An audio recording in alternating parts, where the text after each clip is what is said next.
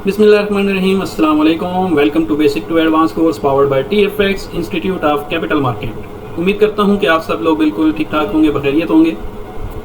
Batch number 66 और basic की आज हमारी दूसरी क्लास है। चलते हैं आज के टॉपिक की तरफ।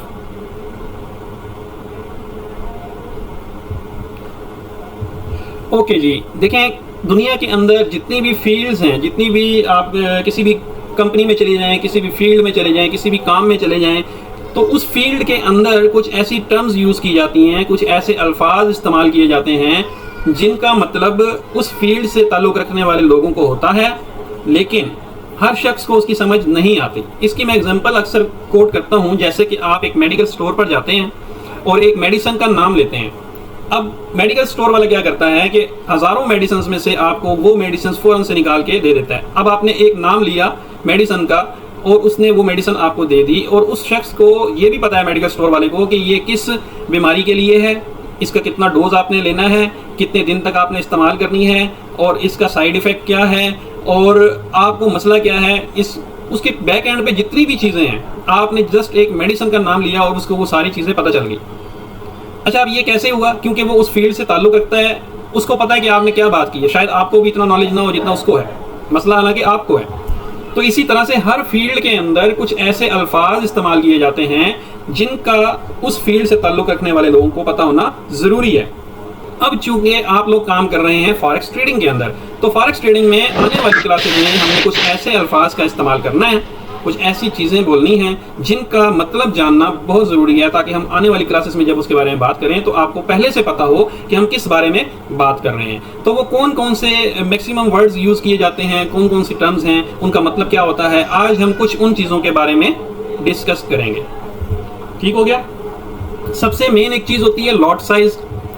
फॉरेक्स के अंदर 3 तरह के लॉट साइजेस होते हैं। Number 1 micro, number 2 mini, and number 3 standard. अच्छा, माइक्रो लॉट क्या होती है? माइक्रो लॉट 0.01 से स्टार्ट होती है, यानी कि पॉइंट के बाद 0 है, फिर कोई डिजिट है, तो वो आपकी लॉट साइज माइक्रो लॉट कहलाती है। यानी कि 0.01, 0.02, 0.03 और इसी तरह से 0.09 तक ये आपकी माइक्रो लॉट्स होती हैं। अब अगर बात करता हूँ मिनी लॉट की, तो पॉइंट के बाद फौरन कोई डिजिट आ गया, यानी कि सिफर नहीं आया, 0.1 आ गया, अब डिजिट आ गया फौरन से, तो ये जो लॉट है इसको कहते हैं मिनी लॉट। अब मिनी लॉट 0.1 भी हो सकती है, 0.2 भी हो सकती है, और इसी तरह 0.9 तक आपकी जितनी लॉट्स होंगी उनको मिनी लॉट कहते हैं। अब बात करते हैं स्टैंडर्ड लॉट की। जो स्टैंडर्ड लॉट होती है उसके अंदर पॉइंट नहीं होता, उसके अंदर पूरा कोई डिजिट होता है, तो उसको हम कहते हैं standard lot 1, 2, 3 and so on. अच्छा, अब लॉट साइज है क्या, बेसिकली इसको समझें। मैं पूरे कोर्स के अंदर एग्जाम्पल कोड करूंगा गोल्ड की, क्योंकि हम गोल्ड को ट्रेड करते हैं। एक चीज़ की एग्जांपल लेकर चलेंगे तो समझने में भी आसानी होगी, और उसी पर हम ट्रेड करते हैं, उसी पर सिग्नल्स बनते हैं, उसी पर प्रॉफिट होता है, उसी पर आपको इंशाल्लाह पैटर्न के साथ चीज़ें समझाई जाएंगी, तो इसलिए आपको आसानी हो जाएगी चीज़ें समझने में। अब समझिएगा कि लॉट साइज का किरदार क्या होता है फॉरेक्स ट्रेडिंग के अंदर। मिसाल के तौर पर इस वक्त गोल्ड की प्राइस चल रही है 4100, यानी कि $4100। तो आप क्या करते हैं, 4100 से 4100 से गोल्ड को बाय करते हैं। हमेशा याद रखिएगा, जब भी आपने बाय करना है तो सबसे पहले आपको लॉट साइज सेलेक्ट करना होता है कि आप किस लॉट से गोल्ड बाय करना चाह रहे हैं। तो अगर आपने गोल्ड को बाय किया 0.01 से, यानी कि माइक्रो लॉट से 0.01, कहाँ से बाय किया? 4100 से।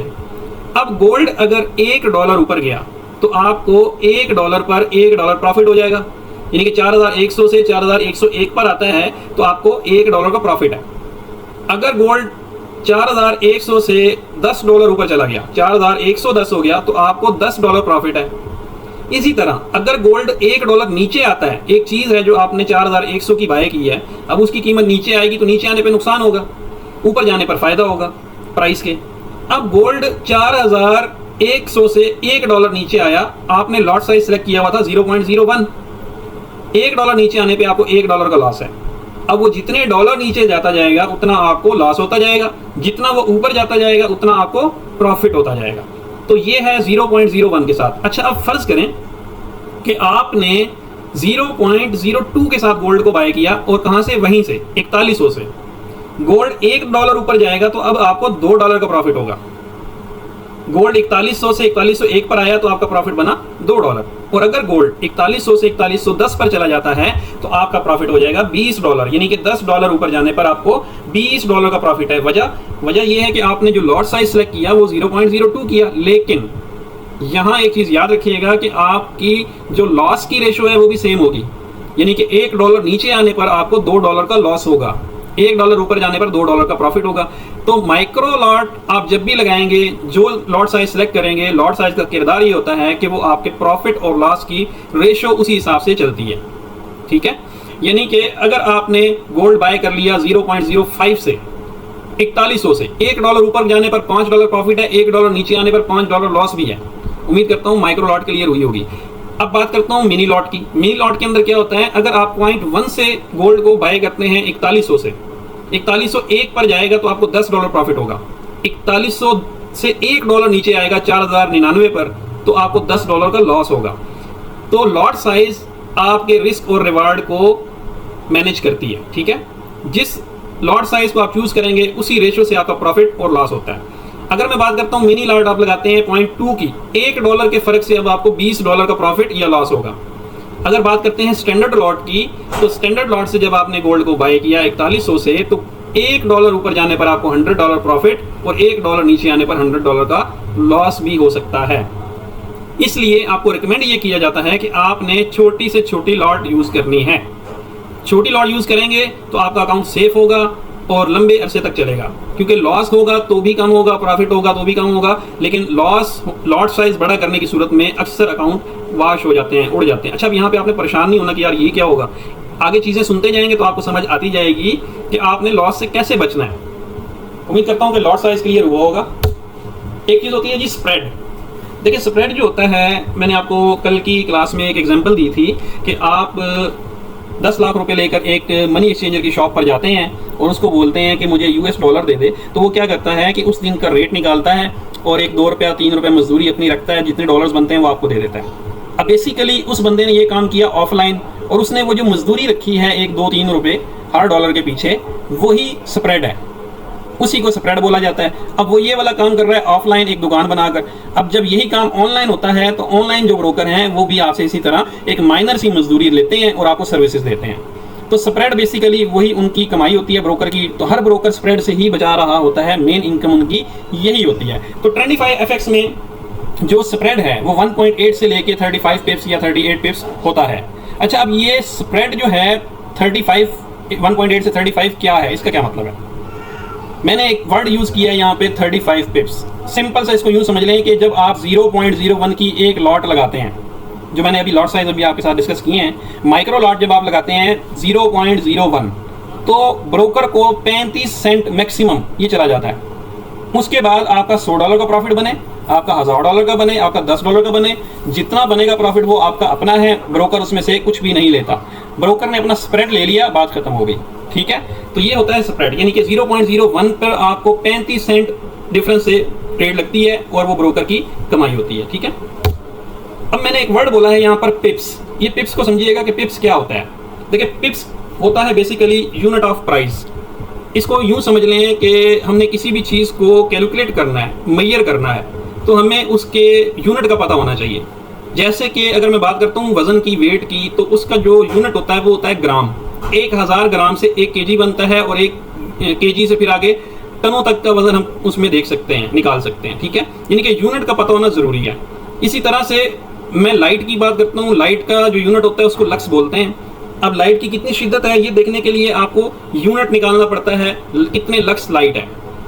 इसी तरह से फासला है, उसका यूनिट निकालने के लिए आपको किलोमीटर तक, मीलों तक के फासले आपने निकालने हैं, तो आपको मिलीमीटर, सेंटीमीटर निकाल के किलोमीटर और इस तरह से आप उनको निकाल सकते हैं। अब चूंकि हम मार्केट में काम कर रहे हैं, फाइनेंशियल मार्केट में, फॉरेक्स के अंदर, यहाँ जो भी हमारा काम होता है वो होता है प्राइस के ऊपर। तो प्राइस का जो यूनिट है उसको बोला जाता है पिप, ठीक है। यहाँ पर पिप्स में काउंटिंग होती है कि मार्केट ने कितने पिप्स प्रॉफिट दिया या कितने पिप्स लॉस किया। इसका क्या मतलब है? इसका मतलब इस तरह से है कि मार्केट के अंदर क्या होता है, मार्केट के अंदर आपने 4100 से गोल्ड को बाय किया। 4100 से गोल्ड बाय करने पर क्या हुआ कि गोल्ड चला जाता है 4110 पर। अब अगर देखा जाए तो 4100 से 4110 पर गया तो $10 की मूवमेंट हुई, लेकिन यहां पर हम ये नहीं कहते कि $10 की मूवमेंट हुई या मार्केट $10 ऊपर गई। हम यहां पर ये कहते हैं कि मार्केट 100 पिप्स ऊपर गई, मार्केट में 100 पिप्स की मूवमेंट हुई। यानी कि गोल्ड के $1 के अंदर 10 पिप्स होते हैं। गोल्ड अगर 4100 से 4101 पर आता है तो $1 ऊपर गया, तो इसका मतलब $1 ऊपर जाने पे 10 पिप्स ऊपर गया। पिप्स क्यों बोला जाता है? पिप्स इसलिए बोला जाता है, अक्सर आपने अगर कभी वीडियोस देखी हो, यूट्यूबर जो लाइव बैठे होते हैं वो एक वर्ड यूज करते हैं, वो कहते हैं जी देखिए 200 पिप्स जो है प्रॉफिट चल रहा है, 300 पिप्स प्रॉफिट चल रहा है। अब वो पिप्स का क्या मतलब है? 200 पिप्स प्रॉफिट का मतलब है $20, 300 पिप्स प्रॉफिट का मतलब है $30। ये पिप्स में क्यों बोला जाता है, इसके पीछे वजह है। अब उस वजह को समझें। एक शख्स है जिसने 4100 से गोल्ड को बाय किया 0.01 के साथ, मार्केट ऊपर चली जाती है 10 पर, उसको प्रॉफिट होगा $10। 100 पिप्स ऊपर जाने पे $10 का प्रॉफिट हुआ। अब एक और शख्स है जिसने वहीं से बाय किया 4100 से और मार्केट 4110 तक वहीं तक गई, लेकिन उसका जो लॉट साइज है वो है 0.05। यानी कि एक शख्स का प्रॉफिट बना 0.01 के साथ 10, 100 पिप्स मूव करने पे, दूसरे का 100 पिप्स मूव करने पे बना $50। यानी कि पिप्स उतने ही हुए, लेकिन प्रॉफिट दोनों का लॉट साइज की वजह से डिफरेंस में आया। तो इसलिए यूट्यूबर ये नहीं कहते कि $10, या फॉरेक्स के अंदर हम ये नहीं बोलते कि $15, हम पिप्स में बताते हैं, क्योंकि पिप्स काउंट करने से हर शख्स का लॉट साइज अलग होता है, प्रॉफिट अलग अलग बनता है। तो हमेशा याद रखिएगा कि यहाँ पर पिप्स में बताया जाता है कि अब आपका कितना प्रॉफिट बन रहा है। उम्मीद करता हूँ पिप्स आपको क्लियर हो गया होगा। एक चीज होती है मार्जिन, ये समझना बहुत जरूरी है, इसको आप यहाँ पर समझिएगा, इस पर तवज्जो देनी है आपने। देखिए मार्जिन क्या होता है। फॉरेक्स ट्रेडिंग के अंदर दोनों चीजें की जाती हैं, सेल भी और बाय भी। अच्छा, सेल और बाय दोनों चीजें की जाती हैं, तो अक्सर लोग यहाँ कंफ्यूज हो जाते हैं कि सर एक चीज हमने बाय ही नहीं की तो उसको हम सेल कैसे करेंगे। तो वो सवाल भी आपका यहाँ पर क्लियर हो जाएगा। मार्जिन को अगर आप समझ जाते हैं, मैं इंतहाई आसान अल्फाज में समझाता हूँ, हालांकि ये लोग समझाने में पता नहीं क्या किन टेक्निकल चीज़ों में चले जाते हैं। नए बंदे को इतनी चीज़ों का नहीं पता होता, आप उनको सादा से अल्फाज में बताएंगे तो वो आसानी से समझ जाते हैं। जब इंसान एक फील्ड में आ जाता है फिर उसको ऐसा ऐसा टेक्निकल चीज़ें समझाना शुरू कर दें तो वो टेक्निकल लैंग्वेज में भी समझ जाएंगे। तो आसानी से समझने के लिए मार्जिन को वो क्या होता है मैं आपको बताता हूँ। देखिए, आपने ब्रोकर के प्लेटफॉर्म पर फ्री में अकाउंट बनाया डॉलर्स वाला, क्योंकि आपने मार्केट में काम करना है डॉलर्स की, आपके पास है पाकिस्तानी रुपीज़। आप पाकिस्तानी रुपीज़ को कन्वर्ट करके सबसे पहले ब्रोकर के प्लेटफॉर्म पर ट्रांसफर करेंगे डॉलर्स की सूरत में, चाहे वो आप बाइनेंस से ले लें, चाहे वो आप बैंक से ट्रांसफर कर लें, वो एक अलग कॉन्सेप्ट है, वो एक अलग मेथड है, जिस तरह भी है। बहरहाल आपने पाकिस्तानी रुपीज़ को ट्रांसफर कर दिया ब्रोकर के ऊपर। अब वो डॉलर्स आ गए, डॉलर्स को अब आपने ट्रांसफर करना है फॉरेक्स मार्केट के अंदर, जहां पर हमने करनी है ट्रेड मेटा 5 के ऊपर, जो एप्लीकेशन है वहां हमारी ट्रेड होती है। MT5 के ऊपर आपने उसको ट्रांसफर कर दिया, तो ये जो डॉलर्स आपने ब्रोकर से प्लेटफॉर्म से उठाकर अपने ट्रेडिंग प्लेटफॉर्म पर डाले MT5 के ऊपर, अब ये वहां पहुंच गए। जैसा कि पाकिस्तानी रुपीस को कन्वर्ट करके आपने डॉलर्स में शिफ्ट किया था ब्रोकर पर, इसी तरह अब वो वहां पर डॉलर हैं, तो डॉलर को जब आपने शिफ्ट कर दिया MT5 के ऊपर या फॉरेक्स मार्केट में, अब वो वहां पर डॉलर्स नहीं समझे जाते, उनको डॉलर कंसीडर नहीं किया जाता, उसको क्या कंसीडर किया जाता है? मार्जिन। मार्जिन यानी कि अब आपके पास मार्जिन है, या दूसरे लफ्जों में ये कह रहे हैं कि अब आपके पास पावर है। किस चीज की पावर है? कि फॉरेक्स ट्रेडिंग के अंदर जितनी भी चीजों पर ट्रेड की जा सकती है, आप उन सब चीजों को एक्सचेंज कर सकते हैं एक दूसरे के साथ। एक्सचेंज करने से मुराद ये है कि आप सेल भी कर सकते हैं, बाय भी कर सकते हैं। आपके पास मिसाल के तौर पर आपने $1000 ट्रांसफर कर दिए, $1000 का आपका अकाउंट बन गया, तो वो वहां पर $1000 कंसीडर नहीं किए जाएंगे। वहां पर आपके पास $1000 की पावर है, $1000 के हिसाब से आपको मार्जिन मिल जाएगा कि आप यहां पर $1000 से किसी भी चीज को सेल या बाय कर सकते हैं। सेल और बाय का क्या कॉन्सेप्ट है? सेल और बाय का ये कॉन्सेप्ट है कि अगर मैं कहता हूं मैंने गोल्ड को बाय करना है, हमेशा याद रखिए कि फॉरेक्स के अंदर जो काम होता है वो पेयर्स की सूरत में होता है। पेयर से क्या मुराद है? गोल्ड को अगर मैंने बाय करना है तो इसका मतलब है मैंने ना $, दे दिए और गोल्ड ले लिया। अगर मैं कहता हूं कि मैंने गोल्ड को सेल की ट्रेड लगानी है, मैंने गोल्ड को सेल करना है, तो इसका मतलब क्या है कि मैंने गोल्ड दे दिया और $, ले लिए, तो इनको सेल बाय कहा जाता है। यानी कि गोल्ड को $, से एक्सचेंज कर लिया। ये मेरे पास मार्जिन था, मेरे पास पावर ऑफ एक्सचेंज थी जो मुझे फॉरेक्स मार्केट ने दी। उम्मीद करता हूं कि आपको मार्जिन क्लियर हुआ होगा। जो डॉलर्स आपने फॉरेक्स मार्केट में डाले वो एज अ मार्जिन कंसीडर किए जाते हैं, एज अ मार्जिन यूज होते हैं। तो उस सूरत में आप हर चीज को सेल या बाय कर सकते हैं। सेल और बाय का मतलब ये एक्सचेंज कर सकते हैं। अगर मैंने गोल्ड को बाय किया तो समझे मैंने गोल्ड ले लिया, उसके बदले में मैंने डॉलर्स दे दिए, तो एक्सचेंज हो गया। इसी वर्ड को सेल या बाय कहा जाता है, ठीक है। अब चलते हैं जी, एसएल एंड टीपी एक वर्ड होता है। यहाँ पर आप लोगों को मैंने शायद परेशान कर दिया हो कि ये जो लॉट साइज है, अगर आप इसको यूज करते हैं और ट्रेड लगाते हैं और ट्रेड माइनस में आना शुरू होती है तो वो माइनस में जाती जाएगी, तो क्या बनेगा? देखिए, ऐसा नहीं है। प्रॉफिट लॉस मार्केट का हिस्सा है, लेकिन प्रॉफिट कितना करना है, लॉस कितना होना चाहिए, ये सारी चीजें आपके अपने हाथ में होती हैं। कैसे?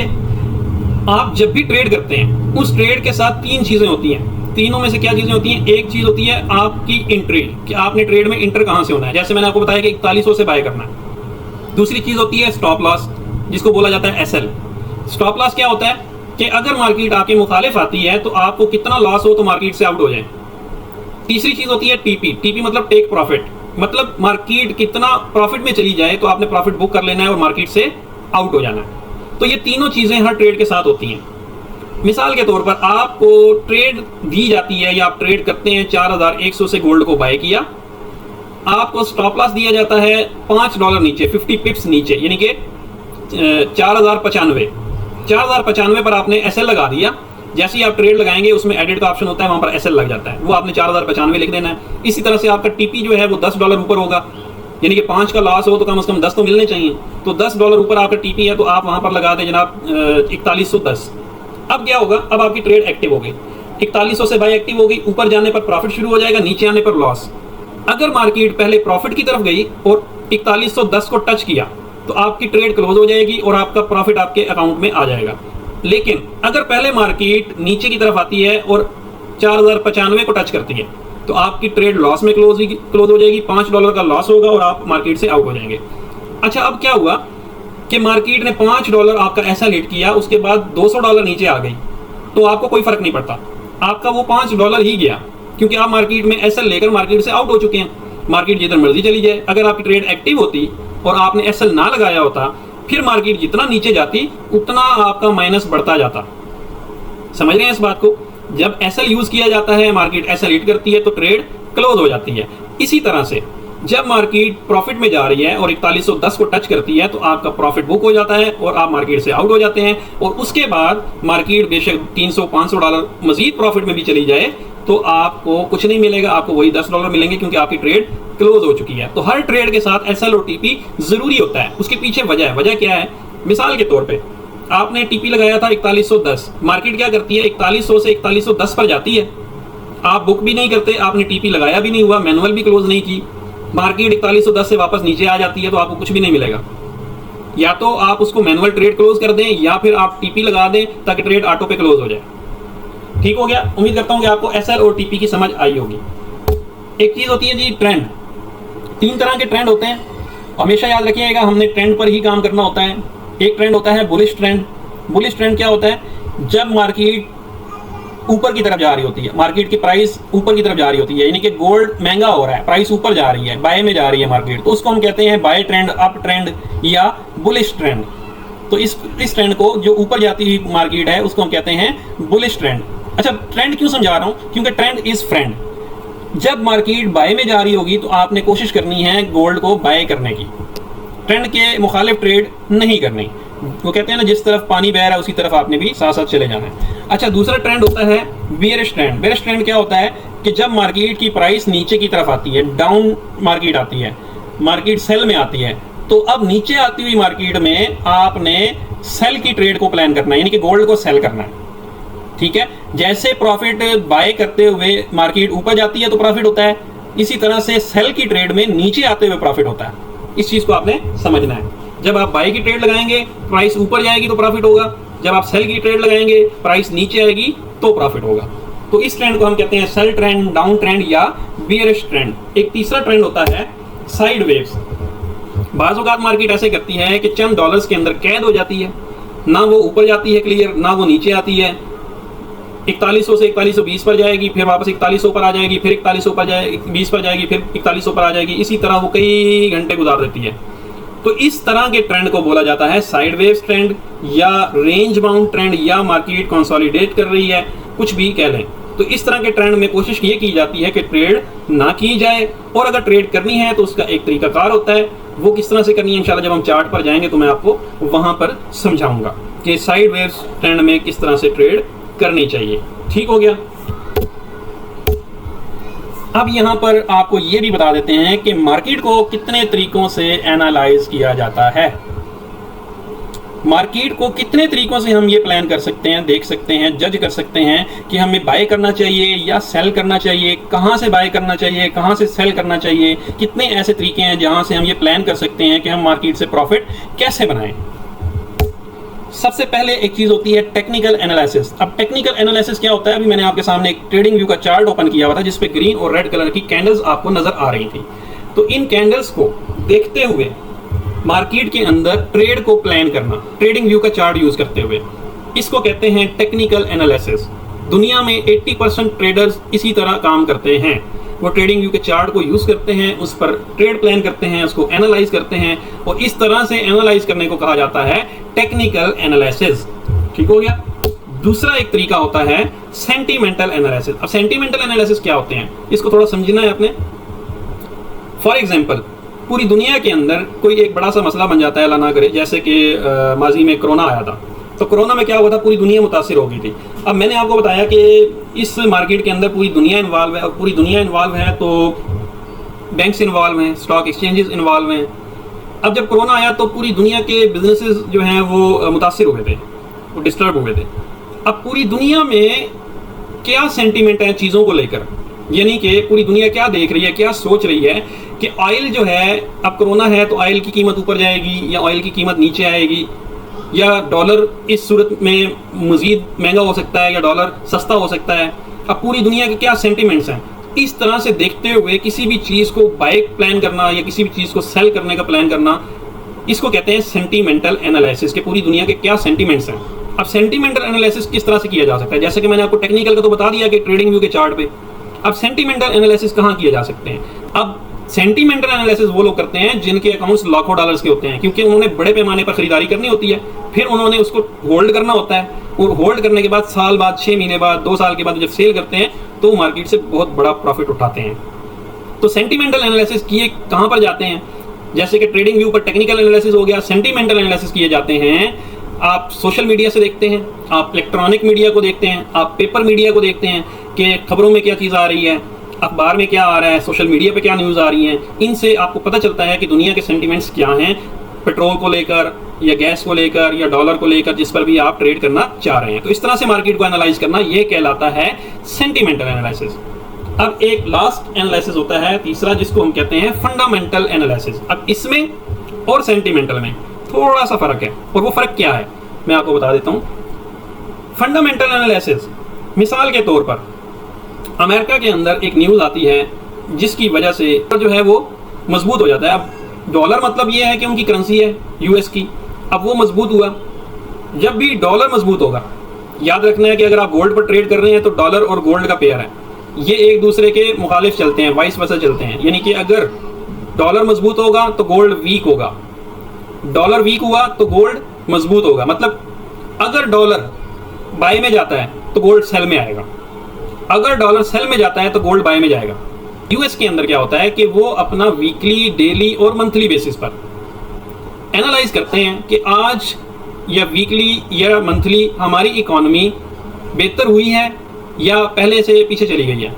वो कुछ डेटा इकट्ठा करते हैं, जैसा कि एक डेटा आता होता है अनएम्प्लॉयमेंट क्लेम का, ये वीकली डेटा है यूएस का। अब वीकली डेटा में क्या हुआ कि वो ये देख रहे हैं कि इस हफ्ते में जो जॉब्स लोगों को मिली हैं वो पिछले हफ्ते की निस्बत कम मिली हैं या ज़्यादा मिली हैं। अगर तो जॉब्स इस हफ्ते पिछले हफ्ते की निस्बत ज़्यादा मिली हैं तो लोग खुशहाल हैं, लोग खुशहाल हैं, इकोनॉमी मजबूत है। इकोनॉमी मजबूत है, डॉलर मजबूत है, डॉलर मजबूत है तो इसका क्या मतलब हुआ कि गोल्ड वीक है, गोल्ड सेल में जाएगा। अब वीकली बेसिस पर ये डेटा आता है अमेरिका के अंदर। अमेरिका के अंदर इसकी न्यूज़ होती है जुमेरात वाले दिन शाम को 5:30 बजे। अब 5:30 बजे ये न्यूज़ आई और डॉलर मजबूत हो गया तो मुझे फ़ौरन पता चल गया जी गोल्ड ने सेल में जाना, तो मैं सेल की ट्रेड लगाऊंगा। अगर डॉलर वहां पर वीक हो गया तो मुझे पता चल गया गोल्ड ऊपर जाएगा, तो मैं फ़ौरन क्या करूंगा, गोल्ड को बाय करूंगा। तो इस तरह से न्यूज़ पर ट्रेड करना, इसको कहते हैं फंडामेंटल एनालिसिस। फंडामेंटल एनालिसिस और सेंटीमेंटल में डिफरेंस क्या है? सेंटीमेंटल में पूरी दुनिया में असर पड़ा था और सब चीज़ों पर पड़ा था, लेकिन फंडामेंटल में जब सिर्फ $1 की न्यूज़ आई तो सिर्फ $1 की न्यूज़ के ऊपर उस चीज़ के साथ असर होगा, उस पर असर होगा जिसके साथ उसका पेयर है।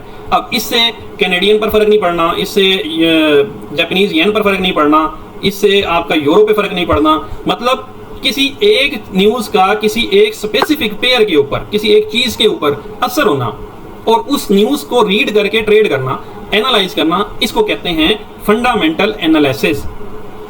हम लोग क्या करते हैं, हम लोग टेक्निकल एनालिसिस भी करते हैं, फंडामेंटल एनालिसिस भी करते हैं। दोनों एनालिसिस को मिक्स कर हम ट्रेड करते हैं और जो इस तरह से ट्रेड करता है उसको कहा जाता है टेक्नो फंडामेंटल ट्रेडर। अच्छा, अब एक चीज मैंने आपको ये बताई कि टेक्निकली एनालाइज करने के लिए ट्रेडिंग व्यू का चार्ट है। दूसरी चीज मैंने आपको बताई सेंटिमेंटल एनालाइज करने के लिए आपके पास पेपर मीडिया है, सोशल मीडिया है, उसके अलावा इलेक्ट्रॉनिक मीडिया है। अब फंडामेंटल एनालिसिस कहाँ करेंगे? हमें कैसे पता चलेगा कि अमेरिका में जो न्यूज आई है वो क्या आई है, गोल्ड की या डॉलर की? तो उसको हमने न्यूज रीडिंग कैसे करनी है ये भी आपको मैं फंडामेंटल का बता देता हूँ। चलें फंडामेंटल पर चलते हैं। यहाँ पे ये देखें, ये टेक्निकली आपने जब चार्ट को टेक्निकल एनालाइज करना है तो यहाँ से करना है आपने। ये मैंने कुछ लेवल्स वगैरह ड्रा किए हुए थे, सारी चीज़ें थी। फंडामेंटल पर जाने से पहले चले कि सामने आ गई है वो मैं आपको बता देता हूँ। यहाँ पर ये देखें, ये रेंज बाउंड एरिया था। रेंज बाउंड एरिया में ट्रेड कैसे करनी है वो बाद में समझाएंगे जब इसकी बारी आएगी। ये मैंने बॉक्स लगाया, बॉक्स का ब्रेकआउट मिला, मार्केट ने यहीं से हमने ट्रेड पकड़ी थी और ट्रेड पकड़ के हम यहाँ पर मार्केट में आउट हो गए थे। ठीक है, यहाँ हमने प्रॉफिट बुक कर लिया था। ये मैं आपको दिखाता भी हूँ कि हमने कहाँ बुक किया है, ये इसकी हिस्ट्री क्या है। प्रीमियम ग्रुप में ट्रेड दी थी उसका मैं आपको समझा देता हूँ, वो भी दिखा देता हूँ, समझा क्या देता हूँ। यहाँ पर अगर आप गौर करें तो ये देखें, ये एक जबरदस्त किस्म की बाय आई जो हमने जल्दी प्रॉफिट बुक करके आउट हो गए, ये हमसे मिस हो गई, वरना मार्केट यहाँ से बहुत अच्छे प्रॉफिट में गई थी। अब यहाँ पर अगर आप गौर करें तो ये जो इतनी बड़ी कैंडल आई है 30 से लेकर और ये ऑलमोस्ट कोई $75 की मूवमेंट थी। ये जो मूव आई ये बेसिकली क्या हुआ था, ये यहाँ पर डॉलर वीक हुआ था। ये एक न्यूज़ थी 5:30 बजे। आप नीचे टाइम देखें, यहाँ पर ना, यहाँ पे टाइम आ रहा होगा जब मैं इस कैंडल के ऊपर ये लेके आता हूँ। देखिए 17:30। अब मैं आपको न्यूज़ भी ये दिखाता हूँ। इस न्यूज़ के अंदर डॉलर वीक हुआ था जिसकी वजह से मार्केट ऊपर चली गई। डॉलर वीक हुआ तो गोल्ड स्ट्रांग हो गया। अब इस तरह से न्यूज़ पर प्लान करना ट्रेड, इसको कहा जाता है फंडामेंटल एनालिसिस। अब उस वक्त मैं ज़रा बाहर था, मैं इसलिए इसको न्यूज़ को चेक नहीं कर सका, लेकिन जब ये कैंडल बनी तो फिर समझ आई कि यार न्यूज़ भी थी। मैं अब आपको दिखाने वाला हूं न्यूज़ कहां आपने रीड करनी है। यहां पर ये देखें, एक वेबसाइट है forexfactory.com के नाम से, ये आपको प्ले स्टोर, ऐप स्टोर से भी मिल जाएगी। इसके अलावा अगर आप पीसी यूज़ कर रहे हैं तो आपने forexfactory.com लिखना है गूगल में, तो ये आपके सामने इस तरह से वेबसाइट ओपन हो जाती है। अब आपने यहाँ पर ये देखिए कैलेंडर है, इस कैलेंडर में आ जाना है। आज की डेट पर आ जाते हैं जी। आज की डेट है जून जुलाई 14 जुलाई। ये मैं 14 जुलाई पर आ गया। अब 14 जुलाई की जितनी भी न्यूज़ होंगी फॉरेक्स के लिए वो सारी की सारी यहाँ पर आ जाएंगी। अब ये सारी न्यूज़ आपके काम की नहीं है। पहली बात ये देखें, यहाँ पर ये टाइम लिखा हुआ आ रहा है कि कौन सी न्यूज़ है, किस टाइम पर है, इसके साथ किस चीज़ की न्यूज़ है वो लिखा हुआ आ रहा है। न्यूजीलैंड डॉलर की है, ग्रेट ब्रिटिश पाउंड की है, ऑस्ट्रेलियन डॉलर की है, ये सारे जापानीज येन, यूरो और ग्रेट ब्रिटिश पाउंड और किस किस की न्यूज़, ये सारी चीज़ें आ रही हैं। जिसकी न्यूज़ होगी वो यहाँ आ जाएगी। आपके काम की कौन सी है? अगर आप गोल्ड पर ट्रेड कर रहे हैं तो आपने देखना है यूएस डॉलर वाली न्यूज़ को, यानी कि ये यूएसडी है, ये यूएसडी है, ये यूएसडी है, ये यूएसडी है। तो अब आपको पता चल गया कि आपके काम की न्यूज़ है यूएस डॉलर वाली। कितने बजे है, टाइम भी आ गया। इसके साथ ये लिखा हुआ आ रहा है इम्पैक्ट। इस न्यूज़ का इम्पैक्ट क्या है? यहाँ पर देखें 3 तरह के कलर्स हैं। ये एक येलो कलर है, येलो कलर का बॉक्स है। इसका मतलब ये होता है कि ये न्यूज़ है, लेकिन ये जो डेटा है इस न्यूज़ का इम्पैक्ट मार्केट के ऊपर नहीं होगा इतना ज़्यादा, इसमें मार्केट ज़्यादा बड़ी मूव नहीं लेगी। न्यूज़ तो है लेकिन मूवमेंट कम होगी। इसके साथ है ये रेड बॉक्स। रेड बॉक्स का मतलब है खतरे का निशान, कि इस न्यूज़ पर मार्केट बहुत ज़्यादा वोलेटाइल हो सकती है और मार्केट के किसी भी एक तरफ बड़ी मूव ले सकती है। अब ये वाला है आपका ऑरेंज कलर का बॉक्स। इसका मतलब ये है कि ये मीडियम इम्पैक्ट डेटा है। जब ये न्यूज़ आएगी उस वक्त मार्केट थोड़ी बहुत मूव अप साइड पर या डाउन साइड पर डेटा के हिसाब से कर सकती है। एक ये वाला आपके पास सिल्वर कलर का बॉक्स है। इसका मतलब ये होता है कि ये बैंक हॉलीडे है। इस दिन मार्केट में बैंक हॉलीडे है, किसकी? यूरो की, फ्रेंच बैंक हॉलीडे। ठीक है, आज के दिन ऑल डे इनके बैंक्स बंद थे। तो मैंने आपको बताया कि इसके पीछे सारे बैंक्स इन्वॉल्व होते हैं, स्टॉक मार्केट्स इन्वॉल्व होती हैं, तो इसलिए ये मार्केट तो ओपन होगी लेकिन बैंक्स बंद होने की वजह से इसकी यूरो की आज कोई खास मूवमेंट नहीं मिलेगी आपको। अच्छा, अब यहाँ पर देखें, ये न्यूज़ किस टाइम पर है? 5:30 बजे ये न्यूज़ थी। अब मैं आपको दिखाता हूँ कि 5:30 बजे क्या हुआ था। ये चार्ट है आपके सामने, ये देख रहे हैं, ये कैंडल, ये फंडामेंटल, ये गई। अब ये इतनी बड़ी जो कैंडल बनी ये न्यूज़ की वजह से बनी। न्यूज़ को पढ़ना, अगर उस पर ट्रेड करना आप सीख जाते हैं तो ये बहुत बड़ा प्रॉफिट था।